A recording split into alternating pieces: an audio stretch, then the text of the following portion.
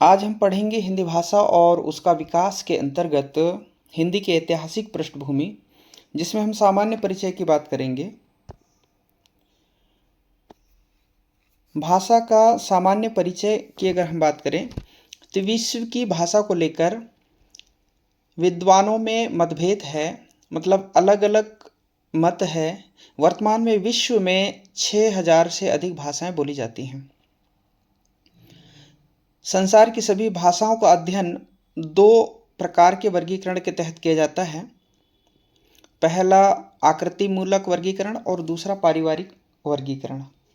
आकृति मूलक वर्गीकरण के अंतर्गत अगर हम बात करें तो जैसे कि आधार, इसका आधार क्या है तो रचना तत्व, जिसमें वाक्य और पद रचना दोनों की हम बात करते हैं। इसी तरह पारिवारिक वर्गीकरण की अगर हम बात करें तो रचना तत्व और अर्थ तत्व, जिसमें इतिहास की चर्चा होती है। आकृति मूलक को अन्य नामों से भी हम जानते हैं। रूपात्मक वर्गीकरण, रचनात्मक वर्गीकरण, व्याकरणिक वर्गीकरण, वाक्यात्मक वर्गीकरण, पदात्मक वर्गीकरण और पदाश्रित वर्गीकरण। इसी तरह पारिवारिक वर्गीकरण को भी हम वंशात्मक वर्गीकरण के नाम से जानते हैं, वंशानुक्रमिक वर्गीकरण, कुलात्मक या फिर ऐतिहासिक वर्गीकरण भी इसको हम कह सकते हैं। विश्व की भाषाओं का आकृति मूलक वर्गीकरण सबसे पहले प्रोफेसर स्लेगल ने किया था और यही आकृति मूलक वर्गीकरण को हम अयोगात्मक भाषा और योगात्मक भाषा में भी विभाजित कर सकते हैं। पारिवारिक वर्गीकरण जैसे कि पद रचना हो गया, वाक्य रचना, ध्वनि, अर्थ, शब्द और स्थानिक समीपता। विश्व में भाषा परिवारों को लेकर विद्वानों में मतभेद है। डॉक्टर भोलानाथ तिवारी और वेल्लम फान हम्बोल्डट ने भाषा परिवारों की संख्या कितनी मानी है? 13 मानी है। यहीं पर फिडस म्यूलर ने भाषा परिवारों की संख्या 100 मानी है, लेकिन निर्विवाद रूप से 4 भौगोलिक क्षेत्रों के अंतर्गत संसार की भाषाओं को कितने भौगोलिक क्षेत्रों में विभक्त किया गया है? 4 भौगोलिक क्षेत्रों में विभक्त किया गया है और इसके अंतर्गत 18 भाषा परिवारों को महत्व दिया जाता है। पहला यूरेशिया, जिसको यूरोप एशिया कहा जाता है, अफ्रीका भूखंड, प्रशांत महासागरीय भूखंड और अमेरिका भूखंड। तो इस तरह से संसार की सभी भाषाओं को 4 भूखंडों में विभाजित किया गया है।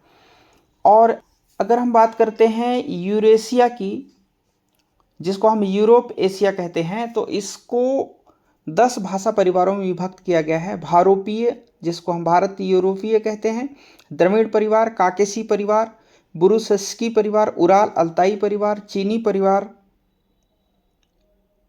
जापानी कोरियाई परिवार, अत्युत्तरी, जिसको हाइपस बोरी परिवार भी कहते हैं, बास्क परिवार और सामी हामी परिवार।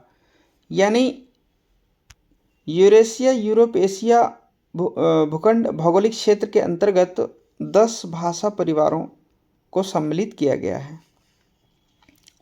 यहीं पर हम बात करते हैं अफ्रीका भूखंड की, तो इसमें 4 भाषा परिवारों को सम्मिलित किया गया है, सुदानी, बंतू, होतेतोन और बुस्मैनी परिवार। भूखंड प्रशांत महासागरीय भौगोलिक क्षेत्र के अंतर्गत या भूखंड के अंतर्गत 4 भाषा परिवारों को सम्मिलित किया गया है। मलय पोलिनेशियाई परिवार, ऑस्ट्रेलियन परिवार, पापुई परिवार और दक्षिण पूर्व एशियाई परिवार। इसी प्रकार से अमेरिका भूखंड के अंतर्गत अमेरिकी परिवार को सम्मिलित किया गया है। तो इस तरह हम देख सकते हैं संसार की सभी भाषाओं को कुल 18 भाषा परिवारों में विभक्त किया गया है। भारोपी परिवार को अन्य नाम से भी जानते हैं, जैसे कि इंडो जर्मनिक, भारत हिती परिवार और आर्य परिवार भी भारोपी परिवार को कहा जाता है। हमने ऊपर देखा था कि भारोपी परिवार को 10 भाषा परिवार में विभक्त किया गया और साथ ही इसको 2 वर्गों में विभाजित किया गया है, सतम वर्ग और केतुम वर्ग। सतम वर्ग के अंतर्गत अगर हम बात करते हैं तो भारत ईरानी, जिसको हम आर्य भाषा भी कहते हैं, इसके अंतर्गत ईरानी, दरद और भारतीय भाषाओं को सम्मिलित किया गया है।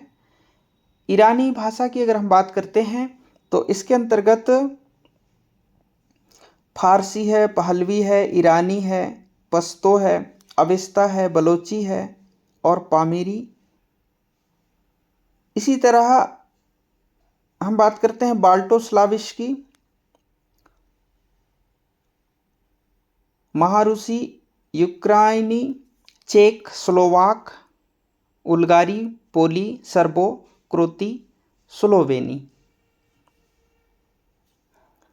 यहीं पर तीसरा इसका भाग है अर्मेनी और चौथा भाग इसको हम अल्बानी या इरियन भी कह सकते हैं।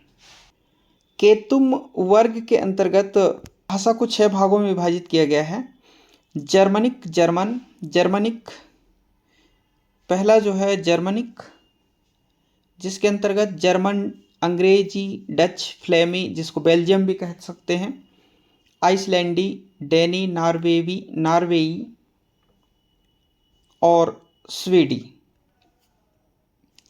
दूसरा है केल्टिक, जिसमें Irish, Scotch Gaelic, Welsh, Breton ब्रेंतो, कार्निश को सम्मिलित किया गया है। तीसरा है ग्रीक, जिसको हेलेनिक भी कह सकते हैं। चौथा तोखरी है या तोखारी जिसको बोल सकते हैं। पांचवा हिंतो है, हिटाइट जिसको कहा जाता है। और छठा है इटालिक, जिसको रोमानी भी कहते हैं। और इसके अंतर्गत इतालवी, फ्रांसीसी, स्पेनी, पुर्तगाली और रोमन को सम्मिलित किया गया है। तो इस तरह से भारोपी परिवार को 2 वर्गों में बांट करके और विभिन्न उनके भाषा परिवारों को हम पहचान सकते हैं। अगले अध्याय में भारतीय आर्य भाषाएं और हिंदी भाषा के अंतर्गत हम चर्चा करेंगे।